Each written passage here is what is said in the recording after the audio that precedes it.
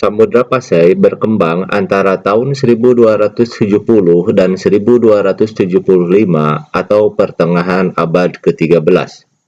Samudra Pasai terletak lebih kurang 15 km di sebelah timur Lok Semawe, Nangro, Aceh Darussalam, dengan sultan pertamanya bernama Sultan Malik As-Saleh. Dalam kitab sejarah Melayu dan hikayat Raja-Raja Pasai, Sultan Malik As-Saleh sebelumnya seorang kepala gampong samudra bernama Marasilu. Setelah menganut agama Islam, lantas berganti nama dengan nama Malik As-Saleh.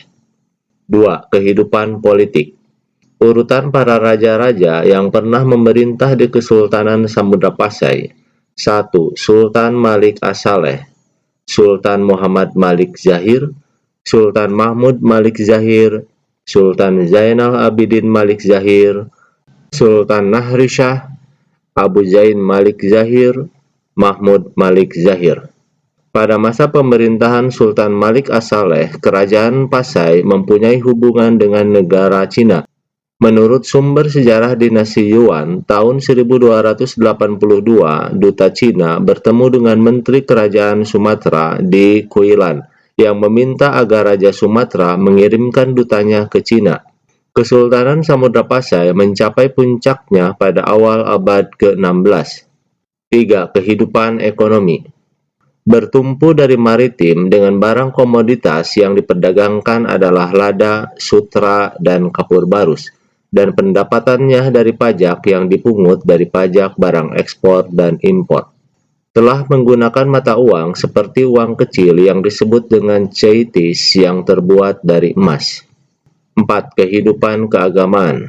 Dalam catatan Ibnu Battuta, Kesultanan Samudra Pasai dikunjungi oleh para ulama dari Persia, Suriah atau Syria, dan Isfahan. Sultan Samudra Pasai sangat taat terhadap agama Islam yang bermazhab Syafi'i. 5. Peranan dan penyebaran Islam. Kerajaan Samudra Pasai mempunyai peran penting dalam penyebaran Islam di Asia Tenggara.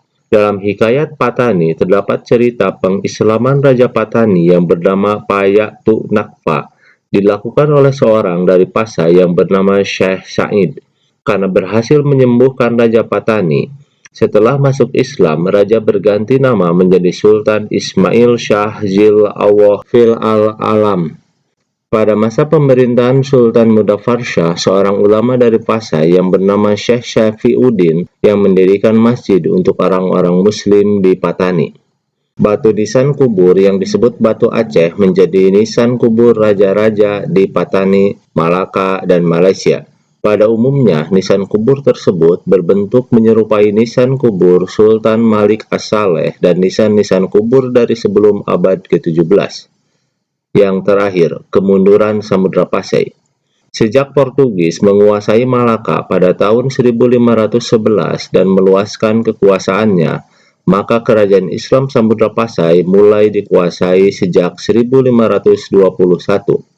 Yang kedua, kerajaan Aceh Darussalam di bawah pemerintahan Sultan Ali Mukhayat Shah lebih berhasil menguasai Samudra Pasai.